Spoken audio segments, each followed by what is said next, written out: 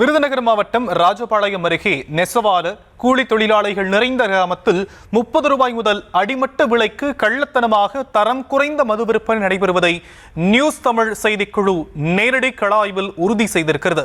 இது பற்றிய விவரங்களை செய்தியாளர் மாரிராஜ் வழங்க நாம் கேட்கலாம். மாரிராஜ், விவரங்கள். வணக்கம் சியாம். விருதுநகர் மாவட்டம் ராஜபாளையம் அருகே வெம்பக்கோட்டை செல்லும் சாலையில் அமைந்துள்ள பகுதி சத்திரப்பட்டி. இப்பகுதியில் நெசவாளர்கள், தையல் கலைஞர்கள், விவசாயிகள் என கூலி தொழிலாளர்கள் அதிகம் வசிக்கும் பகுதியாகும்.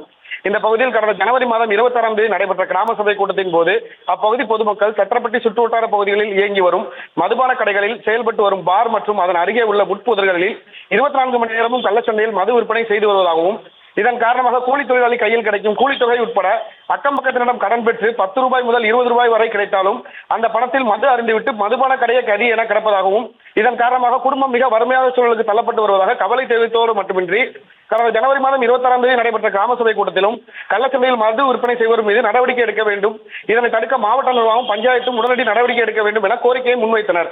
கிராம பஞ்சாயத்து நிர்வாகத்தினர் இது குறித்து பரிசீலிக்கப்படும் என கூறிய நிலையில் நியூஸ் தமிழ் செய்தியாளர்களை தொடர்பு கொண்ட அப்பகுதி மக்கள் கள்ளச்சந்தையில் மது விற்பனை நடைபெறுவதை உறுதி என்பதை வெளியுறவிற்கு காட்ட வேண்டும் என்ற கோரிக்கை கள்ளச்சந்தையில் மது விற்பனை செய்யும் இடத்தை கூறிய நிலையில் அப்பகுதிக்கு சென்று பார்த்தபோது கள்ளச்சந்தையில் 10 ரூபாய் முதல் 30 ரூபாய் வரை அங்கீகாரம் பெறாத தரப்பெற்ற மதுபான விற்பனைகள் செய்வதும், மேலும் பொதுமக்கள் எவ்விதத்தில் காசை வீட்டுக்கு கொண்டு செல்லக்கூடாது என்பதை மையமாக கொண்டு ஜிபே, போன்பே வசதிகளுடன் மதுபான விற்பனை நடைபெறுவது வெளிச்சத்துக்கு வந்துள்ளது. ஷியாம், தற்போதைய விவரங்களுக்கு நன்றி மாரிராஜ்.